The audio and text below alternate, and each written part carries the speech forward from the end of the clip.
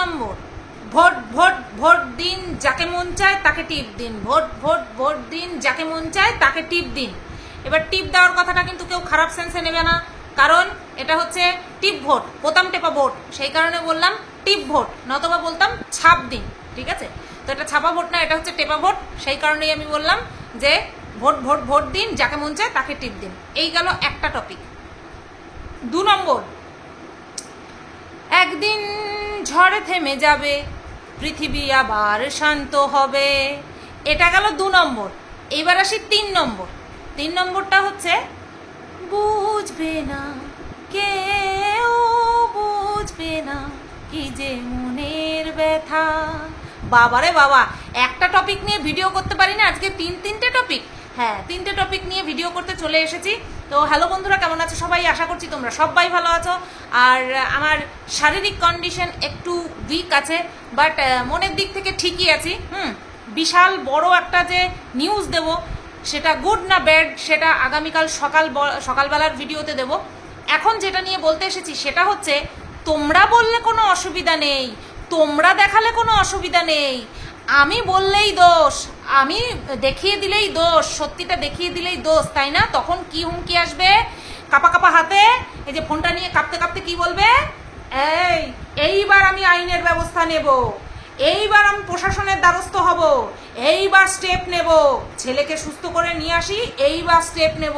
এ মা, তোমরা বুঝতে পেরে গেছো আমি একটা টপিক কাকে নিয়ে করতে চলেছি। হ্যাঁ, টিয়া টিয়া টিয়া পাড়া গায়ে থাকে, তো সেই টিয়াকে নিয়ে একটা ভিডিও করব। আরও একজন আছে, তো প্রথমে ভোট ভোট ভোট দিন, যাকে মন চায় তাকে টিপ দিন, এটা নিয়ে শুরু করি। তো চারিদিকে ভোট ভোট রব, সেটা তোমরা সবাই ভালো মতন জানো। রাজ্যসভার ভোট চলছে, আর হচ্ছে তোমার সবাই ভোট দিতে যাচ্ছে, যার এলাকায় যখন চলছে, যেসব জেলায় যখন চলছে তখন তারা ভোট দিতে যাচ্ছে। আমাদের এখানে হচ্ছে 19 তারিখ মনে হয়, হ্যাঁ ঠিকই তো মনে হয় বলছি, 19 তারিখ ভোট আমাদের এখানে। তো আমরা 19 তারিখে এসে এরকম দেখাবো, এই যে আমার হয়ে গেছে, নেট পলিশটা একটুখানি ভালো করে পড়ে যাব, কারণ এরকম হাতটা দেব, কালিটা দেবে, যত বলবো যে একটুখানি দেবেন তত একদম এইখান থেকে শুরু করে এই পর্যন্ত দিয়ে দেবে, তখন আমিও এসে দেখাবো, এই যে দেখো আমিও দিয়েছি। ঠিক আছে, তো যাই হোক বন্ধুরা, ভোট সবাই দিয়ে এসে শেয়ার করছে, গণতান্ত্রিক অধিকার একদম এইভাবে ছবি দিয়ে শেয়ার করছে। তো আমি ভাবলাম যে এটা ফোনদীপ অন্তত আলাদাভাবে আমাদের সঙ্গে শেয়ার করবে, আমি সেটাই ভেবেছিলাম, জানো তো, মানে ও সব কিছু একটু এক্সট্রা করে সেলিব্রেট করে। তো যেমন এই যে ভ্যালেন্টাইন ডে একজনকে প্রপোজ করে আরেকজনকে কনফারেন্স কলে রেখে বলেছে যে আমি ওকে ভালোবাসি, এখন সেই ভালোবাসাকে বিক্রি করছে, সেরকমই ফোনদীপ সব কিছুকে একটা আলাদা মাত্রা দেয়। যেমন এই যে ভেরি রিসেন্ট মাদার্স ডে গেল, তো সেখানটাও কি করলো? কেক কাটলো, মা বলে কেক কাটলো, ইয়ে হ্যাপি মাদার্স ডে ইয়ে। তো আমি ভাবলাম কি এই ভোট উপলক্ষেও ফোনদীপ একটা কেক কাটবে না, মানে এই যে ভোটের জন্য বললো যে আজকে সব মানে অফিস কাছারি ছুটি, ওরে বাবা ফোনদীপও ছুটি পাইছে, ফোনদীপের ছুটি নাই গো, ফোনদীপের ছুটি নাই, সবাই ছুটি পাইলেও ফোনদীপের ছুটি নেই। ফোনদীপ এমন কাজ করে, ফোনদীপ ছুটি নিলেই লস, আর ফোনদীপ এত কাজ করে সে মানে ধারণার বাইরে। তা ফোনদীপ ভোটটাকে দুর্গাপূজার সঙ্গে তুলনা করেছে। ফোনদীপ ভোটটাকে দুর্গাপূজার সঙ্গে তুলনা করেছে। ঠিক আছে, বলছে আজকে চারিদিকে সব ছুটি ছাটা, তো এইবার রাস্তা দিয়ে যেইভাবে লোক যাতায়াত করবে তাতে করে মনে হবে যেন দুর্গাপূজা। তাই যেখানটায় ভোটকে দুর্গাপূজার সঙ্গে তুলনা করেছে সেখানটায় হ্যাপি ইলেকশন ডে দিয়ে একটা কেক কেন কাটলো না? একটা কেক তো কাটতেই পারতো, তাই না? আমি তো ভীষণ পরিমাণে এটা আশা করেছিলাম যে একটা কেক আনবে, অর্ডার দিয়ে কেক বানাবে যে হ্যাপি ইলেকশন ডে, হ্যাঁ আমার গণতান্ত্রিক অধিকার এরকম দিয়ে সামথিং লেখা থাকবে কেকের উপরে, আর কাটবে আর বলবে ইয়ে সব কিছুতে দেখবা ইয়ে এরকমটা করে, তো তার জন্য আমার মুখ থেকেও ওটা বেরোয়। আমি এটা সত্যি আশা করেছিলাম যে ভোট দিতে যাবে আর দিয়ে এসে একটা কেক অন্তত কাট করবেই। বলি কি, এই যে গণতান্ত্রিক অধিকারটা যে টাইটেলে লিখেছে, কি কি গণতান্ত্রিক অধিকার আমাদের আছে আমিও সবটা জানি না, কিন্তু আমি যাও জানি ফন্দীপ কি জানে এই যে গণতান্ত্রিক অধিকার জানে, মানে ন্যূনতম বাড়িতে বউকে কতটুকু কি অধিকার দিতে হয় সেটা কি জানে? কালকে একটা স্ট্রিম লাইভ করেছিলাম, সেখানটায় একজন ভিউয়ার্স এসে উঠে বলছিল যে 10 টাকার কানের দুল পর্যন্ত কিনে দিত না, ছোট ছোট শখগুলো পর্যন্ত টিনা নাকি পূরণ করতে পারেনি। তো আমি তো তখন ভিডিও দেখতাম না, এরা তখন তো দেখতো। বউয়ের অধিকার, বউয়ের মর্যাদা যে দিতে পারে না, সে আবার গণতান্ত্রিক অধিকার ফোটাচ্ছে, সে আবার গণতান্ত্রিক অধিকার নিয়ে আবার বড় বড় বাতেলা দিয়ে টাইটেল লিখছে। ভাবা যায় না? এটা আমাদেরকে না ওই বাড়ির ভেতরে ঢুকে আমাদেরকে দেখতে হয় না।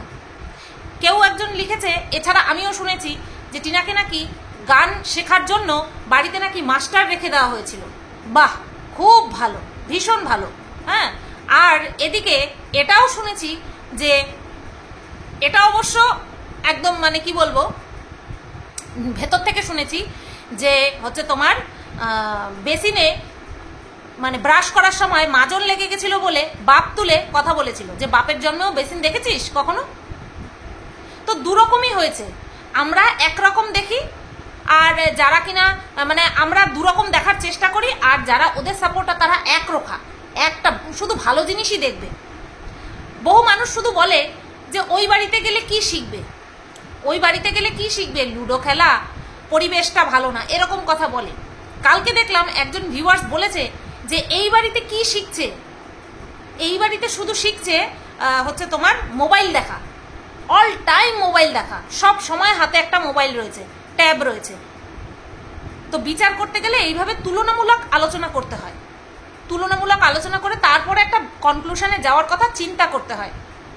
টিনাকে এই ফন্দীপ বহুবার বলেছে যে নোংরাদের মতন নাইটি পরে রাস্তাঘাটে বেরিয়ে যায়, বহুবার বলেছে ফন্দীপ, বহুবার বলেছে অসভ্য ফ্যামিলি নাইটি পরে। অথচ ফন্দীপদের বাড়িতে ওদেরই পাড়ার এক মহিলা ব্লাউজের ওপরে হাফ হাতা নাইটি পরে ওদের বাড়ি এসেছে, ওদের বাড়ি বাচ্চাটাকে নিয়ে এসেছে, ওনার বাচ্চাকে নিয়ে এসেছে। তো সেটা মনে হয় ফন্দীপের দেখতে খুব ভালো লাগছিল। সবচেয়ে বড় কথা, টিনা যখন ও শ্বশুর বাড়িতে ছিল তখন টিনা কি পরতো? শাড়ি পরতো, তখনও তো টিনা নাইটিই পরতো। তো একটা মানুষ যে কিনা তখন ওই ফ্যামিলিতে ছিল তখন সব ঠিকঠাক ছিল, যখন বাপের বাড়ি চলে এসছে তখন সব ভুল, তখন সব খারাপ। আর ওদের ফ্যামিলিতে, ওদের বাড়িতে যে মহিলা আসছে সেই মহিলা তো আরো উদ্ভট সাজ, ব্লাউজের উপরে তারপরে নাইটি পরেছে। এটা আবার কি ধরনের ড্রেস আপ? নাইটির উপরে ওড়না নেওয়া সেটা একরকমের, ব্লাউজের উপরে নাইটি ভাই আলাদাই। এছাড়াও যখন মাল রিকভারি করতে ছিল ওদের পাড়ার সবাই ব্লাউজের উপরে নাইটি পরে, ফন্দীপদের পাড়ার সবাই ব্লাউজের উপরেই নাইটি পরে। আশ্চর্যকর। আর এও আবার কথা বলে, তাহলে এরাও কথা বলে। একজন কমেন্ট করেছে দেখলাম ফন্দীপের আর কি ভিডিওতে, যে বাড়িতে গেটে সবসময় তালা দিয়ে রাখবে, যে কেউ ঢুকে আসছে, যে কেউ ঢুকে পড়ছে। ভাবো ফন্দীপদের ভিউয়ার্সরা কিরকম, মানে বাড়িতে ঢুকছে, বাড়িটা মনে হয় মাথায় তুলে নিয়ে যাবে।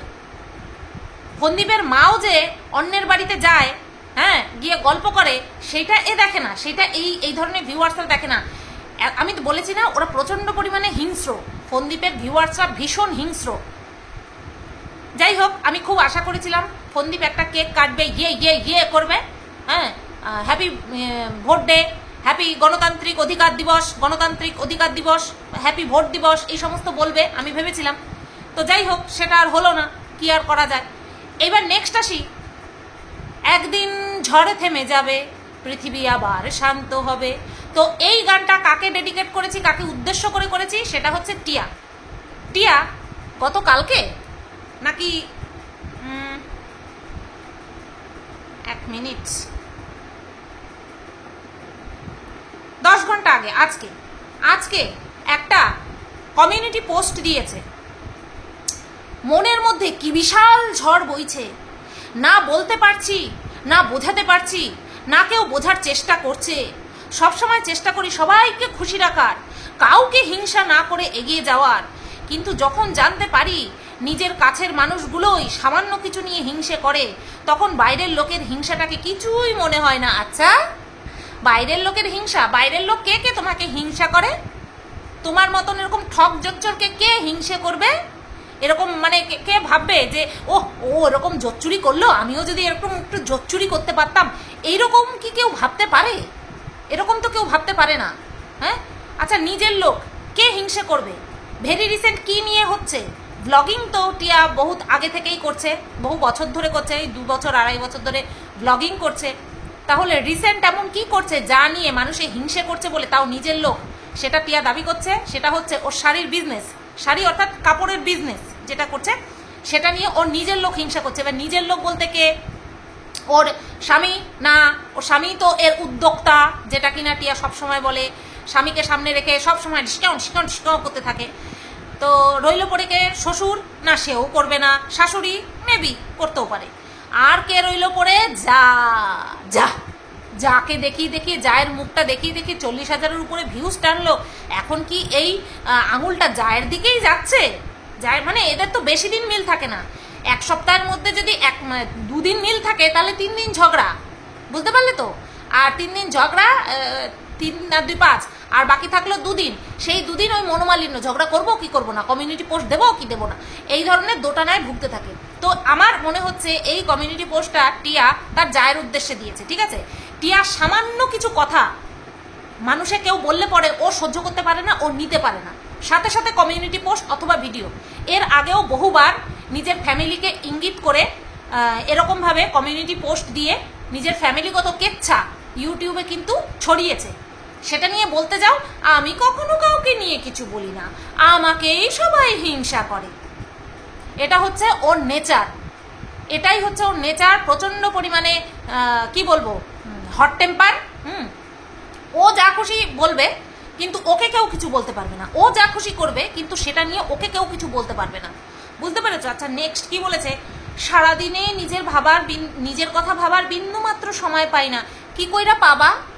একরাশ কাজ যদি তুমি নিজের জন্য ছড়ায় ছিটিয়ে রাখো, সব একবারে গিলবা। তুমি মানে কি বলবো, রাক্ষসী মনে করো নিজেকে, ঠিক আছে? তুমি রাক্ষসের মতন গিলতে যাও সবকিছু একসাথে, তাহলে সময় কি করে পাবা? সারাদিনে নিজের কথা ভাবার বিন্দুমাত্র সময় পাই না, শুধু কাজ আর কাজ, নয় সংসার, নয় রান্নাবান্না, নয় ছেলে, নয় স্বামী, নয় ইউটিউব, নয় বিজনেস। ঠিক করে করতে পেরেছি না? হ্যাঁ, এত কিছুর পরেও সেরকম কিছুই চাওয়ার থাকে কারো কাছে, শুধু একটু ভালোবাসা ছাড়া। আচ্ছা এখানটা ভালোবাসা বলে আবার টুইস্ট ঢুকিয়ে দিয়েছে, সেটা হচ্ছে স্বামীকে ইঙ্গিত করে ভালোবাসাটা ঢুকিয়ে দিয়েছে। তাহলে বলছি কি, তাহলে মেন কাকে উদ্দেশ্য করে বলছে, যা নাকি স্বামী? কাকে উদ্দেশ্য করে বলছে যাই হোক সেটা বোঝার দরকার আমার নেই। প্রত্যেকটা মেয়েকে বলতে চাই, শ্বশুর বাড়ি, স্বামী, সংসার, সন্তান সব কিছুর আগে নিজেকে সময় দাও, নিজের পায়ে দাঁড়াও, নিজে কিছু করো, নিজের কথা ভাবো। আর নিজে কি করেছে? না পড়াশোনা কমপ্লিট করেছে, না বালিক বয়সে বিয়ে করেছে, ঠিক আছে? হ্যাঁ, ওর বয়স এখন 25 বছর মনে হয়। তা ও যদি, ওর ছেলেটার বয়স 6 বছর, তাহলে তারও আগে বিয়ে করেছে, তাহলে মনে হয় নাবালিকা অবস্থাতেই বিয়ে করেছে, মনে হয়, ঠিক আছে? তারপরে পালিয়ে গিয়ে একটা বেকার ছেলেকে বিয়ে করেছে, সে আবার এখন বসে বসে বড় বড় জ্ঞান দিচ্ছে। যাই হোক, জ্ঞানটা নিও, কিন্তু যে জ্ঞান দেয় তাকে সেই জ্ঞানের ওপরে দাঁড়িয়ে থাকতে হয়। আমি একটা জ্ঞান দিলাম, সেই জ্ঞানটাকে 2 দিনের জন্য ফলো করলাম, ব্যাস হয়ে গেল। যেমন কিনা এবার থেকে তোমরা যা খুশি বলো, আমি তোমাদের কথার কোনো রিয়াক্ট করবো না, এই ফার্স্ট আর এই লাস্ট বলে আবার পরের দিনই বলে। তো তার কথায় কি আর স্টেবিলিটি থাকবে, তার কথায় আর কি শুনবে লোকে? ওর নিজের এইরকম মনোভাবের জন্য ওর অবস্থানটা আজকে এইখানটায় এসে দাঁড়িয়েছে, ঠিক আছে? আরও দেখতে পাবে, আরও বুঝতে পারবে, শুধু ভিউজের দিক থেকে না, ও যেই এই যে একসাথে সব যে গিলতে যায় সেই দিক থেকেও বুঝতে পারবে, বারবার সব দিক থেকে বুঝতে পেরেছে। পড়াশোনা ভর্তি হয়েছে, গেছে, একদিনও স্কুলে গেছে। নিজে পায়ে দাঁড়িয়ে তারপর সংসার জীবনে এসো, সংসার জীবন বড্ড কঠিন, সবটাই মরিচিকা। ও মা, তাই নাকি? মরিচিকা সবটা? তাহলে এই যে এত সাজুগুজু করে শাড়িগুলো বিক্রি করছো, প্রচুর লাভ হচ্ছে, সম্পূর্ণ তো নিজেদের টাকায় করছো, তাহলে মরিচিকা কেন? এই যে এত গাদা গাদা টাকা ইনকাম করছো, হ্যাঁ, দিনে 12 লক্ষ টাকা, প্রত্যেক মাসে 12 লক্ষ টাকা ইনকাম করার যে স্বপ্ন দেখে, সে এখন বলছে সবটাই মরিচিকা। কি ফালতু মেয়ে ছেলে রে বাবা, ব্লগ করার ইচ্ছেটাই মরে যায়, শুধু আর শুধুমাত্র ছেলের কথা ভেবে সবটাই। আবারও এখানে সেই শিখণ্ডী ছেলে, প্রত্যেক কথায় এই ব্লগাররা নিজেদের বাচ্চাকে সামনে রেখে তারপরে সমস্ত কাজ। সত্যি ডিসগাস্ট, বিরক্তিকর, কি আর বলবো। এরা নিজেরাই নিজেদের কেচ্ছা দেখায় যে দেখো আমার সংসারে ফাটল ধরেছে, আমার সংসার জীবন ভালো যাচ্ছে না, আবার এদেরকে নিয়ে যখন বলতে যায় হ্যাঁ স্টেপ নেব। এইবার এই কোথায় গেল, হ্যাঁ এইবার আসি আরেকজনের কথায়। তারও সংসারে ফাটল ধরেছে, সে ঘুরতে গেছিল দার্জিলিংয়ে। আরে বউরানির কথা বলছি, বউ আর হিল্লোল। কি করলে সবাই খুশি হতো। ও তার আগে একে ডেডিকেট করে যে গানটা করেছিলাম সেটা করিনি, বুঝবে না কেউ বুঝবে না কি যে মনের ব্যথা। অ্যাকচুয়ালি এই গানটা আগের কমিউনিটি পোস্টার ক্ষেত্রেও যায়, কিন্তু এত সুন্দর গান আমি ওই টিয়াকে ডেডিকেট করব না। কি করলে সবাই খুশি হতো তা আজও অজানা। ইয়েস, আমি কারো জন্য কোনোদিন কিছু করিনি। হ্যাঁটাকে লিখেছে হ্যাঁ আমি খুব খারাপ একটা মেয়ে, আমি কারো কাছে আর ভালো হতে চাই না, কোনো কিছু করে জীবনে শান্তি পেলাম না। দায়িত্ব জিনিসটা বড়ই অদ্ভুত, তাই না? আমার ভালো থাকার দায়িত্ব কে নিল? অনেক কিছু ঘটে আমার সাথে, কিন্তু আমি কাউকে বোঝাতে পারি না, কাউকে বলতে পারি না। হয়তো ভাগ্যটাই আমার খারাপ, এই জন্যই আমার সাথেই এগুলো হয়। দেখো দেখো দেখো দেখো, শুধু আমি কিন্তু খারাপ না, মানে আমি যে বলি যে আমার পরিবারের সবাই ভালো, আমি শুধু খারাপ, আমি মুখরা, আমি দজ্জাল, আমি চোপাধারী। হ্যাঁ, এই কথা শুধুমাত্র আমি কই নাই, দেখো সবাই এসে কইতে আছে। হ্যাঁ, সবচেয়ে ভালো ভালো ব্লগাররা এসে এই সমস্ত কথা বলছে, সবচেয়ে নিরীহ, চোখ তুলে কথা কয় না, তারা এসে এই সমস্ত কথা বলছে। বুঝতে পারছো কথাটা? মোরাল অফ দ্য স্টোরি কি মোরাল অফ দ্য স্টোরি? সেটা হচ্ছে তুমি মুখরা হও বা তুমি ঘাড় নত করে সব কথায় হ্যাঁ জি আজ্ঞে জি হুজুর করো না কেন, তুমি খারাপই থাকবে। হ্যাঁ, সেই কারণে দরকার হয় মুখ বাজিয়ে খারাপ থাকবো, তবু ঘাড় নত করে হ্যাঁ করে খারাপ থাকার প্রশ্নই নেই। আমি খারাপ কথা শুনবো? আরে তোমার কি যেন বলে শর্ট ভিডিওগুলো, সেখানটা একটা দেখছিলাম যে যাই কাজ করি না কেন সেখানটাই কথা শুনতে হয়। কাজ করে যদি কথা শুনতে হয় তাহলে কাজ না করে কথা শুনবো, সেই তো কথাই শুনতে হবে, কাজ না করে শুনবো। এটাই হচ্ছে কথা। নিজেদের প্রাপ্যটা না নিজেদেরকে বুঝে নিতে হবে যে কি করলে পরে কোন জায়গায় নিজের মন শান্ত থাকবে, নিজের শান্তি পাবো, সেইটাই করতে হবে। এখন যুগটা এরকম, তুমি যত নত হবে তোমার ঘাড় চিপে ধরে ততটাই মাটির সাথে মেশানোর চেষ্টা করা হবে। সেই কারণে নিজের ঘাড়টাকে বেঁকতে দেওয়া যাবে না। নিজের ঘাড় সোজা রেখে, নিজের মেরুদণ্ড সোজা রেখে, নিজের মর্যাদাটাকে বাঁচিয়ে রেখে, আত্মসম্মানকে বাঁচিয়ে রেখে তারপরে যতটুকু দায়িত্ব পালন করা ততটুকু করব। এটা আমার নীতি কথা, আমি কাউকে শেখাচ্ছি না, যার যার নিজের ব্যাপার। বাবা, ঢুস না খাওয়া পর্যন্ত কারোর হুঁশ আসে না, তখন এই সত্যি কথাগুলো সবার কাছে বিষ মনে হয়। কেন বাবা নিজের খেয়ে পরকে বুদ্ধি দিতে যাব, যে বুদ্ধি কেউ নেবে না? আমি বলছি আমার কথা, নিজের আত্মসম্মানকে বাঁচিয়ে রেখে তারপরে যতটুকু হয় করব, নতবা থাক, ঠিক আছে। ওইভাবে মানে সব কারোর জন্য কোনো কিছু থেমে থাকে না, জানো তো? তো এই যে মানুষে এসে আমাকে বলে শ্বশুর শাশুড়িকে খাস, আরে বাবা যাও না 1 বছর আগের পুরনো ভিডিও দেখো, 3 বেলা টাইম টু টাইম গরম ভাত, ঠিক আছে? 1 বেলা নিজেদের জন্য, সকালবেলা শ্বশুর শাশুড়ি গরম ভাত খেত না। হ্যাঁ, 3 বেলা গরম ভাত, তারপরে প্রত্যেক দিন 3 পদে রান্না, প্রত্যেক দিন টাইম টু টাইম খাওয়া, খেতে দেওয়া, সব একা হাতেই করেছি, ঠিক আছে?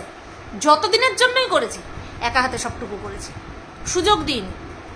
কিন্তু ওই যে আমি সুযোগ না দিলে কি হবে, সুযোগ এমনি এমনি বেরিয়ে যায়, বুঝতে পারছো তো? তো যাই হোক, এটা ঘর কি কাহানি।